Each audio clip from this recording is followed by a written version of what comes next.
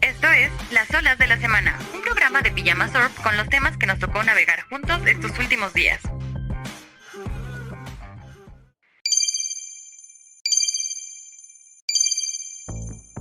¿Te imaginas un viajero que ha recorrido la galaxia durante más de 7,000 millones de años? ¿Y que ahora, después de cruzar medio universo, está pasando muy cerca de la Tierra? Pues este viajero se llama 3I Atlas y no es cualquier cometa. Lo descubrieron en julio del 2025 y viene de un lugar muy lejano, el disco grueso de la Vía Láctea. Una zona tan vieja que sus estrellas ya estaban ahí mucho antes de que naciera nuestro Sol. Este cometa es muy rápido, se mueve a 209,000 kilómetros por hora, lo más veloz que hemos visto en un visitante interestelar. En su camino ha pasado por regiones caóticas del espacio, recibiendo empujones gravitacionales que lo lanzaron directo hacia acá. No podemos ver su núcleo directamente, pero el Hubble ya captó su cola de polvo, la típica señal de que está activo y acercándose al Sol. Se calcula que podría medir desde 320 metros hasta más de 5 kilómetros.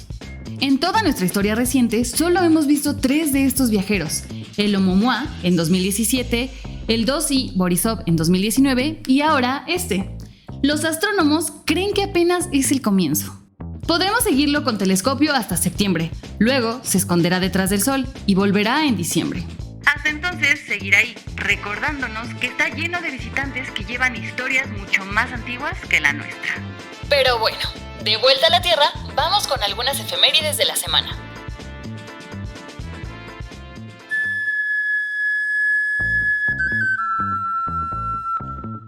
Han pasado más de 5 siglos desde la caída de Tenochtitlán, pero este episodio sigue siendo un punto sensible en la identidad mexicana. El psicoanálisis define el trauma como un hecho doloroso que supera la capacidad del sujeto de procesarlo y que deja una marca permanente en la experiencia y en la memoria simbólica. A inicios del siglo XX, varios pensadores consideraron la conquista como un trauma nacional, un quiebre que redefinió la historia de México. Samuel Ramos, en su obra El perfil del hombre y la cultura en México, planteó que los mexicanos heredaron un sentimiento de inferioridad originado de hechos como la conquista, la cual fue, según él, la herida fundacional. Para Ramos, este trauma histórico podría incluso transmitirse de forma transgeneracional, un pensamiento influido por corrientes eugenésicas que sirvieron de base a políticas de exclusión y discriminación. Sin embargo, el historiador Andrés Ríos Molina, en México al Diván, advierte que interpretar la conquista como un trauma colectivo 5 siglos después nos acerca más a una lectura ideológica que a una evaluación estrictamente histórica. Asumirlo así implica considerar que todos los mexicanos somos herederos directos de los pueblos que la padecieron y que existe una memoria colectiva que nos une a ese dolor. La caída de Tenochtitlán funciona como un espejo en el que se proyecta la discusión sobre quiénes somos y de dónde venimos. Este 13 de agosto se conmemoró no solo su derrota ante las tropas de Hernán Cortés, también en marzo de 2025 se cumplieron 700 años desde su fundación. Dos acontecimientos que, pese al tiempo, conservan la fuerza de un símbolo que genera identidad. Y hablando de traumas, hablemos de la familia y de los hermanos del medio. Míralo comer, como un animal, no como el señorito Pizza, con tenedor y cuchillo. El 12 de agosto se celebró el Día del Hijo de en Medio, una efeméride un tanto extravagante que se originó en Estados Unidos a mediados de los años 80 del siglo pasado. Esto a raíz de un artículo de periódico en el que precisamente un hermano intermedio señalaba el sentimiento de ser dejado de lado que parecen compartir la mayoría de las personas que ocupan ese lugar en sus familias. Más allá de la anécdota, la fecha nos sirvió en Pijama Surf para hablar sobre el enorme efecto que la familia tiene en el desarrollo de las personas. A los hijos primogénitos se les suele cargar la mano, como decimos en México, con un sentido de exigencia y responsabilidad quizá un tanto desmedido para cualquier niño. Los hijos menores, por el contrario, viven su infancia en el otro extremo, en el paraíso de la complacencia y la tolerancia ilimitada. Y en medio, esos hermanos que no saben muy bien para dónde tirar, si hacia la severidad de los primogénitos o a la lasitud de los benjamines. Pareciera que a los hijos intermedios les está reservado ese limbo en donde no tienen ninguna de las dos formas de la atención de sus padres, resintiendo esa falta y derivando de ella efectos que pueden ir desde la sensación de abandono hasta la necesidad de volverse sumamente adaptables. Entre otros, el psicólogo austriaco Alfred Adler analizó este fenómeno, observando que en efecto, el lugar que una persona ocupa en su familia condiciona formas de pensar y comportamientos que pueden mantenerse a lo largo de toda la vida. Según Adler, los hijos primogénitos tienden a ser más dominantes y conservadores, los intermedios a ser cooperativos e independientes y los menores ambiciosos y hedonistas. Y si bien en ninguno de estos casos se trata de reglas que se cumplen a rajatabla, sí es cierto, sin embargo, que la familia tal y como la conocemos actualmente y desde hace al menos un par de siglos, moldea los rasgos más decisivos de la subjetividad, asignando con ello una tarea que toca a cada cual resolver a lo largo de su vida. Y esta semana también hay un día dedicado al cine mexicano. Veamos de qué trata.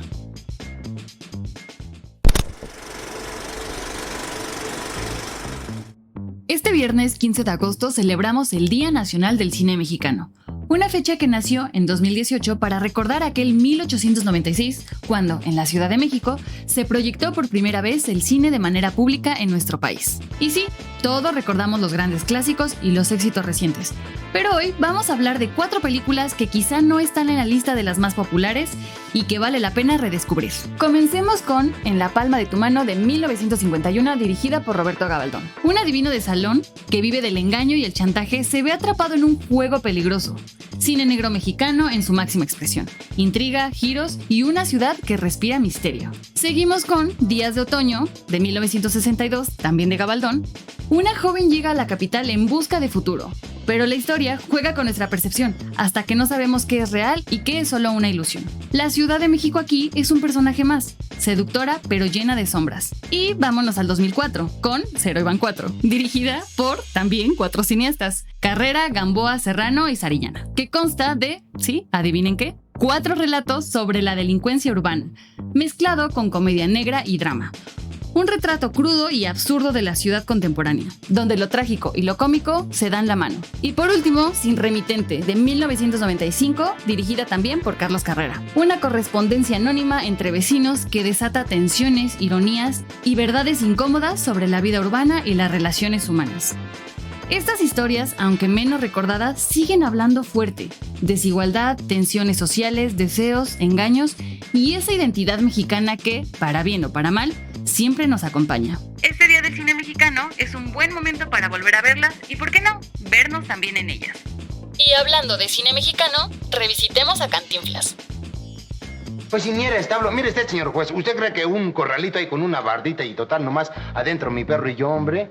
Esta semana se cumplió un año más del aniversario de nacimiento de Mario Moreno Reyes, mejor conocido como Cantinflas, quien nació el 12 de agosto de 1911 en el barrio de Santa María la Redonda de la Ciudad de México. Su personaje es sin duda uno de los más emblemáticos tanto del cine mexicano como de la vertiente cómica de nuestra cultura. En un momento histórico que coincidió con el auge de la industria cinematográfica en México y que dio lugar a la llamada época de oro del cine nacional, el personaje de Cantinflas ofreció una representación genuina del peladito, ese hombre sin oficio ni beneficio que vivía en las márgenes de la economía y la vida productiva, buscando cómo sacar mejor provecho de las oportunidades que se le presentaban, llegando incluso a niveles más o menos abusivos. En cierto modo, ese personaje se inscribió en la tradición del pícaro que se remonta a Lazarillo de Tormes y al Don Pablos de Francisco de Quevedo. Y quizá eso mismo explica el buen recibimiento que Cantinflas tuvo entre el público mexicano. Además, claro, de su origen como cómico de carpa, un género ahora prácticamente extinto que tuvo gran popularidad en la primera mitad del siglo XX en la capital mexicana. Sin embargo, con el tiempo y el éxito adquirido, Cantinflas abandonó ese sello popular que junto con su verbosidad desbocada había sido su rasgo más característico. Y más aún, el personaje pasó de encarnar un cierto ánimo subversivo y carnavalesco a defender valores conservadores relacionados con aspectos sociales como la familia o la política en sus últimas películas. Tal vez de haberse mantenido marginal, el personaje de Cantinflas habría envejecido mejor y su humor continuaría vigente. Y en temas que no dan risa, veamos cómo va la plutocracia tecnológica en Estados Unidos. The Antichrist probably presents as a great humanitarian, as a great... Peter Thiel es uno de los personajes más influyentes del círculo de Donald Trump. y al mismo tiempo una figura central en la relación entre Silicon Valley y el poder político estadounidense. Nacido en Alemania y criado en California, fue un niño prodigio del ajedrez antes de convertirse en cofundador de PayPal y uno de los primeros inversionistas en Facebook. En su visión libertaria, el Estado no es un obstáculo, sino un cliente privilegiado, ya que a través de su empresa Palantir, proporciona servicios tecnológicos al gobierno con contratos de hasta $2.700 millones. También, el tránsito de exfuncionarios a sus empresas y de exempleados suyos a puestos de gobierno consolidó un puente entre su capital privado y el poder público. En su ensayo, The Straussian Moment, incluso cuestiona la vigencia de la democracia liberal y su capacidad para sostenerse frente a las tensiones del presente. Actualmente, Thiel respalda figuras como J.D. Vance, vicepresidente de los Estados Unidos, y opera como uno de los arquitectos de una plutocracia tecnológica que influye de manera directa en la Casa Blanca. Junto a Elon Musk, su historia es la de un hombre que ha sabido jugar el juego y moldear el rumbo político de los Estados Unidos. Y para cerrar las olas de la semana, van algunas sugerencias sobre cine, teatro y algo más.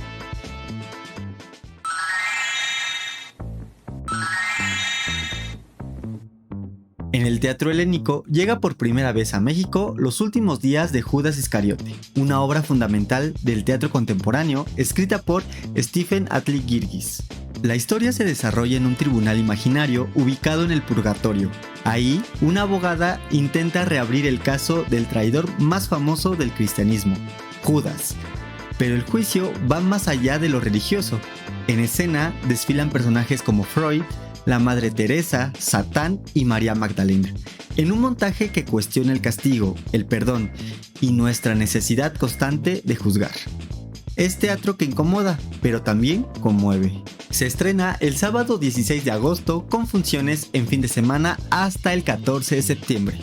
En paralelo, Juicio a una zorra, escrita por Miguel del Arco y protagonizada por Itatí Cantoral, se presenta en la Teatrería, en la colonia Roma Norte, en sus últimas funciones.